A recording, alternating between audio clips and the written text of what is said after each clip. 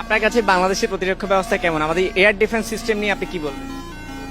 আমাদের ব্রিটিশ আমলে 10টা MiG-29 আছে না MiG-21 আছে, আবার দুইটা অকাজ। তার মধ্যে 2টা অকাজ। আমাদের আর কি প্রতিরক্ষা ব্যবস্থা? আমাদের শুধুমাত্র ওই চেতনার নাম আর হইলো এই সভাপতি সহসভাপতি এগুলা দিয়ে আমরা বেঁচে আছি। আসলে এসব দিয়ে তো হয় না ভাই, এসব দিয়ে কোনোভাবেই টিকা সম্ভব না।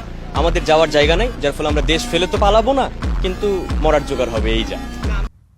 একেবারে ভাই ঠিক কথা বলছেন ভাই।